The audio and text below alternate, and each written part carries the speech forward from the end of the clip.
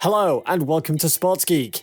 Now that the 2021 men's NCAA tournament is all set, you will need the right information to make the right picks in your March Madness bracket. In this video, we will summarize the important facts for you to decide who to choose in the top 4 seeds. Before we jump in, don't forget to subscribe to this channel and remember to give a thumbs up if you like the video and leave your thoughts in the comment section. Now, without further ado, let's jump in. Gonzaga Bulldogs. This might be the best team Mark Few has ever coached. Depth and efficiency, 52% clip against man, 61% against zone per Synergy Sports data. Jalen Suggs is a projected top 5 pick, and he can be the best player on the floor anytime.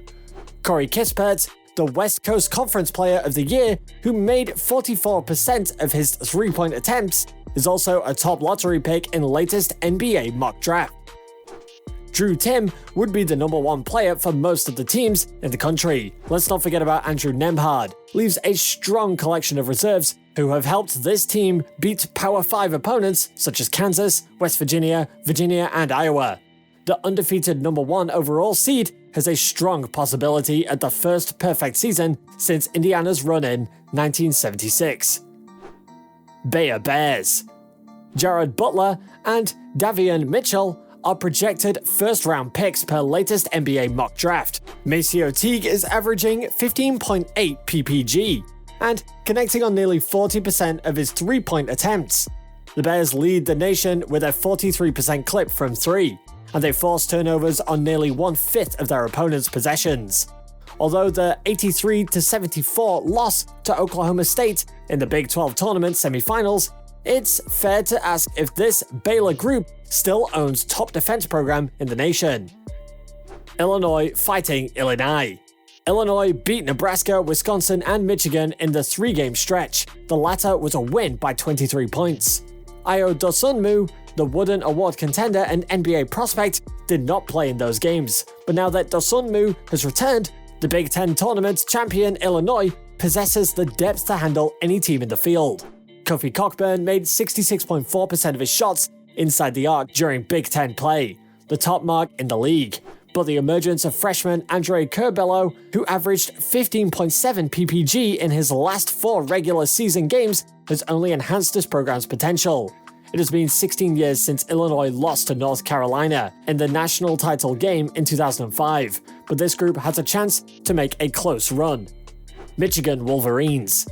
Michigan and freshman Hunter Dixon are proof that a modern college team can still thrive around a big man.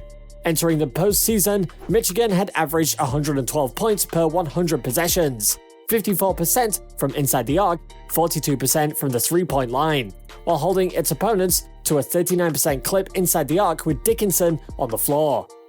If Isaiah Livers, who missed Saturday's Big Ten semifinal matchup against Ohio State due to a foot injury, is unavailable, this will not be the same team, and those Final Four dreams will face a significant hurdle. Alabama Crimson Tide.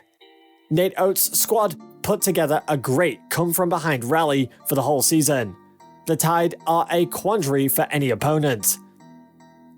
With 6'5" John Petty and the versatile 6'8" Herbert Jones, the SEC Player of the Year, Alabama can play small ball and uses top 10 tempo to beat teams in transition. But that speed doesn't result in bad decisions. Alabama made 38% of its three-point attempts in league play and maintained the SEC's most efficient defense too.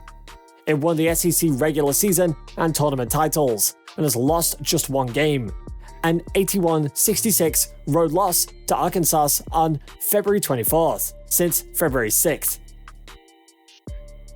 Houston Cougars. Caleb Mills, the team's top scorer last season, transferred after playing in 4 games. Nate Hinton, the number 3 scorer from a season ago, turned pro. Fabian White, 4th in scoring in 2019 to 2020, suffered a torn ACL before the season and missed 19 games before returning on February 18th against Wichita State. Still, Kelvin Sampson's team locked up a top 2 seed after powering through the American Athletic Conference tournament with just 3 losses. The Cougars finished the regular season ranked in the top 10 in adjusted offensive and defensive efficiency per Ken Pom, and Quentin Grimes, a former 5-star recruit at Kansas, played like an All-American. Iowa Hawkeyes. Iowa played some of its best basketball in the final weeks of the season. The Hawkeyes finished 7-1 in their last 8 games of the Big Ten season, a stretch that included a sweep of Wisconsin and a road win over Ohio State. The other positive development is that Luka Garza, the Wooden Award favorite throughout the season, is the star of their show. He finished second to Obi Toppin in the race for the honor last season, but he's more efficient at the 3-point line, 43%, and the charity stripe, 71% this season. What might go wrong?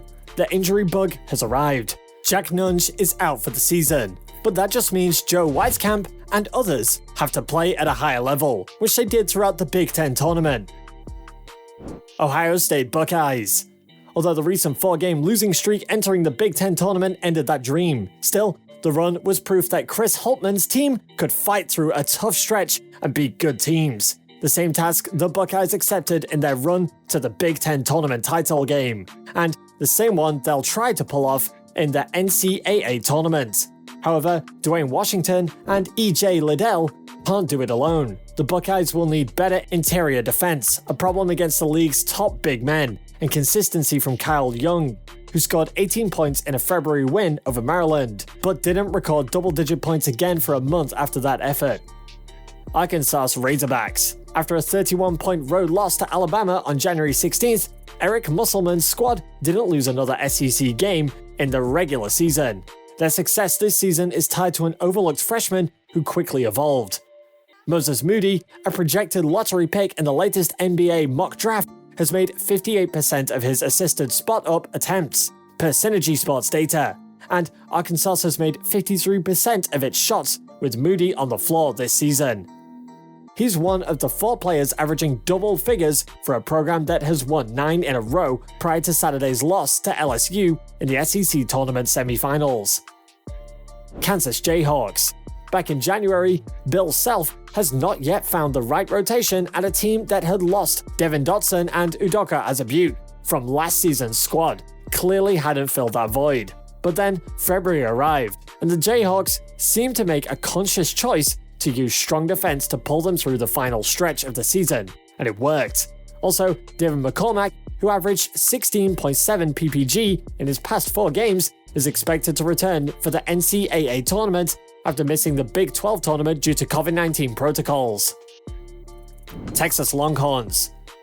Texas Longhorns swept Kansas in the regular season and gained momentum with an 8-2 rally over its last 10 and a Big 12 tournament championship. The backcourt is stacked with gamers: Courtney Ramey, Andrew Jones, and Matt Coleman III. Greg Brown and Kai Jones are a pair of big men who are both projected first-round picks in the latest mock draft. This group has the balance that North Carolina used to win the 2017 national title. Both teams made just over 35% of their 3-point attempts and more than 51% of their shots inside the arc. West Virginia Mountaineers.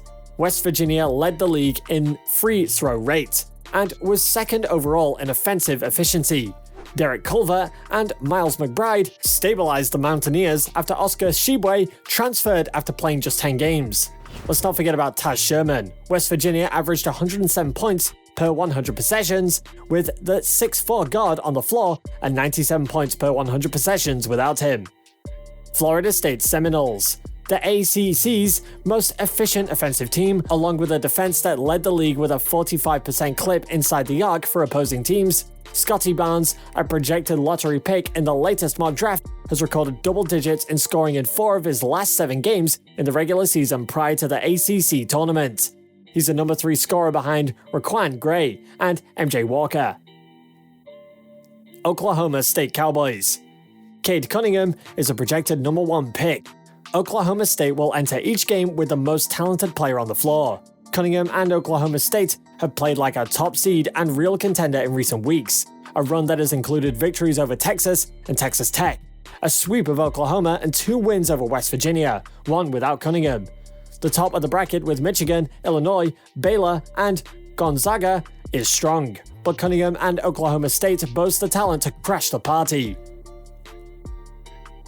Purdue Boilermakers. The Boilermakers finished 4th, ahead of Ohio State and Wisconsin in the Big Ten standings with a 13-6 record. Few teams in America can match Purdue's front court size with a 6'10" Trevion Williams and a 7'4" Zach Edey in the paint. It's still unclear if the Boilermakers can hang with the top-tier teams in America. They lost to Illinois, Michigan, and Iowa by 40 points combined, but their 6-10 finish in the regular season suggests Painter's crew is improving. Virginia Cavaliers. This is another potentially exceptional and efficient Tony Bennett squad, one that made 39.1% of its three-point attempts and finished second in defensive efficiency in league play. Marquette transfer Sam Hauser and Jay Huff are tough players, but this team doesn't have the level of talent that guided the program to its first national title 2 years ago, so it will have to do it with balance and depth. That's it for the teams in top 4 seeds. Comment below and let us know who you will pick in which game and why. Also remember to subscribe to this channel and turn on notifications so you don't miss an episode. Thanks for watching and see you next time.